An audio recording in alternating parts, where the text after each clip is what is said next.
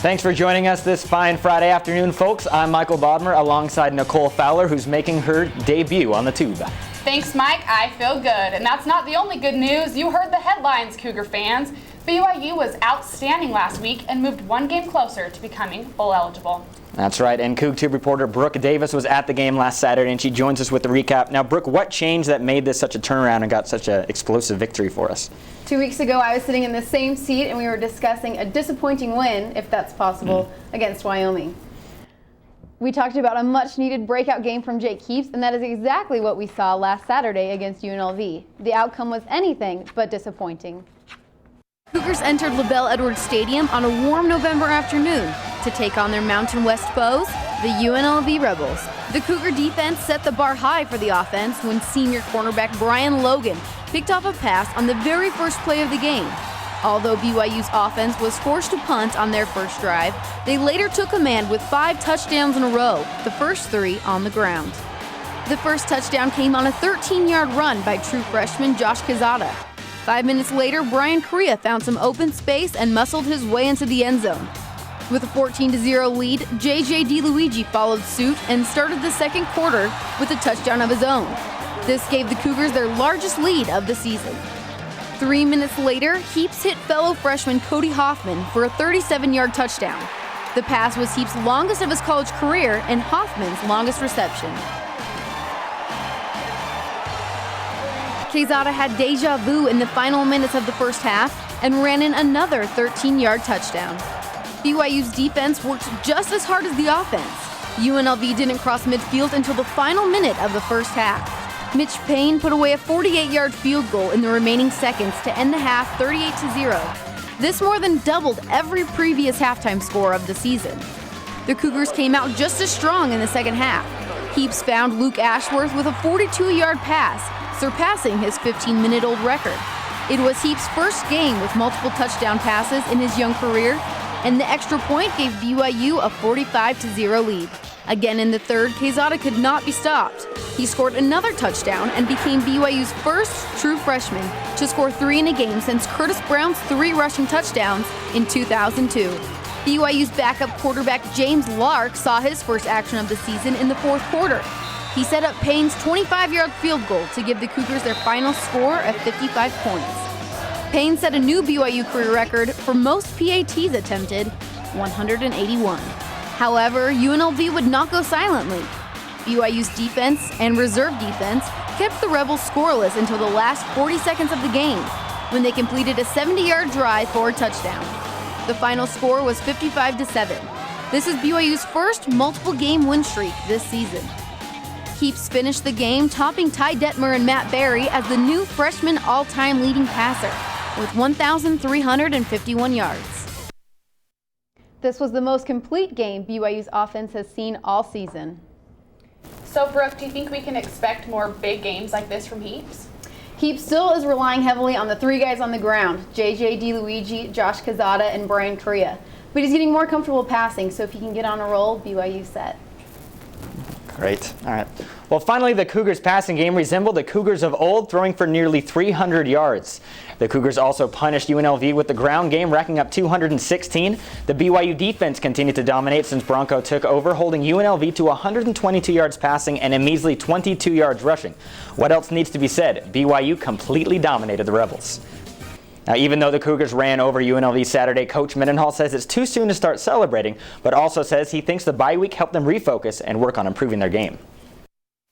I do think we threw and caught the football at a higher level. There was more balance in the offense. I think the defense remained relatively consistent, and I think our team played hard and is gaining confidence and optimism. Until we see our next game against Colorado State and then New Mexico and then Utah, hard to say exactly how much of a step we did take forward. BYU faces off against a much more challenging opponent, Colorado State, tomorrow at noon Mountain Time. A lot of the major improvements we saw in last week's game were thanks to the breakout performance of player of the game, freshman QB Jake Heaps. Heaps' 294 passing yards and 2 touchdowns helped lead the team to victory, improving on a feeble offense. He also became the first freshman quarterback in BYU history to start at quarterback in 3 straight wins. BYU's success over the years isn't just because of its recruits. It also has something to do with the students who decide to try out. CoogTube reporter Harrison Collier tells us how these special athletes are able to make a big difference on the team.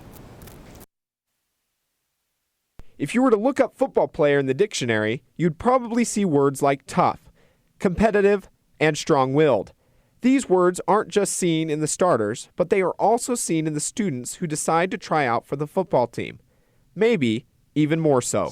You know, to me, they have something to prove. You know, they weren't the scholarship athlete, and so they come in here with the attitude of, I'm going to make the team and show that I can be a contributor and I can be a scholarship player and a lot. With that mindset, walk-ons are a different breed of student athlete. They practice daily without any recognition from fans or the media. Those that walk on at BYU realize how difficult it is to succeed, but they keep in mind one goal, and that is to suit up for the Cougars on Saturday.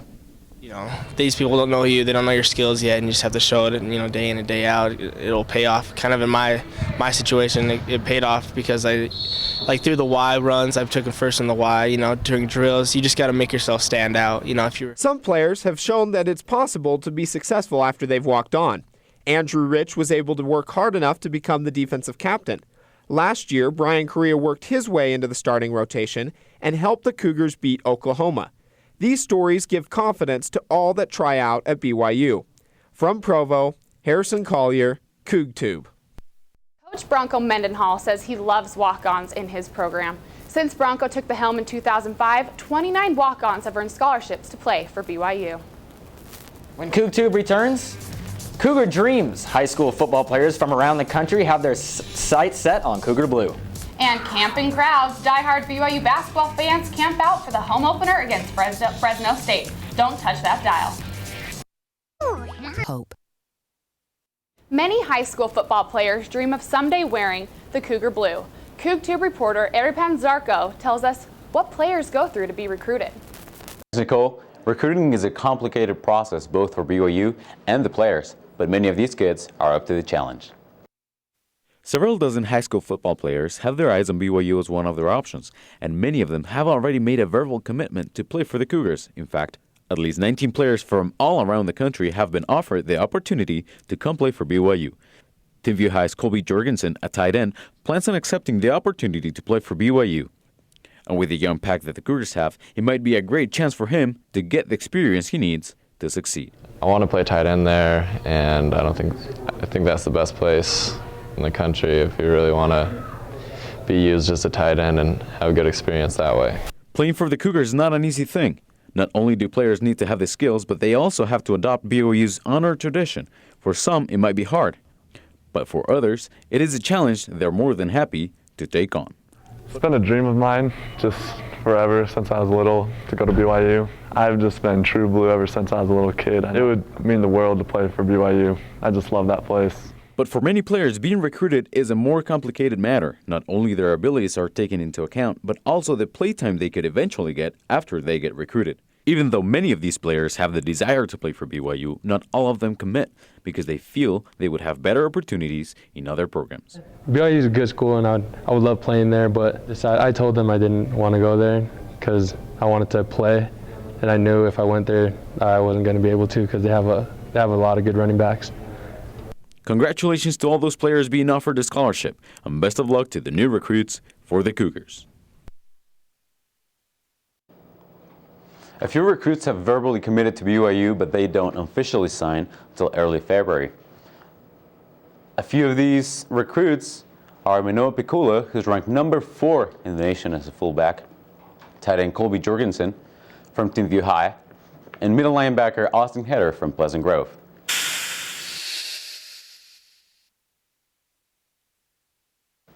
Hopefully recruiting is Harvey Lange, who's ranked 13th best running back in the nation, Highlands quarterback Colby Early, and Earl Paulo, a middle linebacker from Sacramento, California. Lots of teams are still hotly pursuing those players. Back to you. Thanks, Arco. The Marriott Center will be rocking as usual as the BYU men's basketball team starts its season tonight against Fresno State. CoogTube reporter Ty Brandenburg was there early catching up with some dedicated Cougar fans on what they expect this season. Fans pitching tents outside of the Marriott Center days before games has become an annual tradition, a tradition usually reserved for conference games or ranked opponents. But fans are so excited for this season to get started, they set up camp early for the home opener against Fresno State. My friend and I, we got here today, but you can see there's a lot more people here that have been camping out for quite some time now. I heard that they started camping out this past weekend. The buzz surrounding this year's team has been electric. The Cougars hope to leave the Mountain West Conference on top, and fans expect the same. Expectations have only increased since BYU guard Jimmer Fredette was named a preseason All-American. With the Cougars ranked in the preseason top 25, fans are willing to camp out and brave the cold just to get good seats. The Marriott Center has always been home to a rockin' student section, something fans take pride in. Most students arrive hours and even days before tip-off. Fans hope the Cougars can start another home winning streak. The more fans, the more pride that we have, the greater it will be. And I expect that our fans are going to do really great. After a 30-win season last year, BYU returns key starters like the All-American Fredette. This year's team hopes to make even more noise on the national stage and advance past the second round of the NCAA tournament. We'll definitely get into the tournament, and I expect that we will win the first round and the second round. And maybe we'll get into the Elite Eight. The journey starts tonight in front of what's sure to be a fired-up crowd. In Provo, Ty Brandenburg, CoogTube. Well, the talent is definitely there with this year's squad led by Jimmer, and if they can stay healthy, then look for the Cougars to be a major player in the tournament come March. Former BYU head coach and current Fresno State head coach Steve Cleveland should expect a standing ovation when he returns to the Marriott Center. This is Cleveland's first time back since he last coached the Cougars there in 2005. Under Coach Cleveland, BYU went 138 and 108 with 3 NCAA tourney appearances and 2 conference championships in 8 seasons. When CoogTube returns, on the road again, the Cougars dominated UNLV at home, but can they pull out a win against CSU on the road? And I'm Brianna Carr in Fort Collins, Colorado. Just 30 miles down the road is where the Morgan brothers are from. 3 of them play Mountain West Conference football, but only one will be on the field tomorrow, and he's not wearing Cougar blue. I'll tell you where the 2 missing brothers are when CoogTube returns.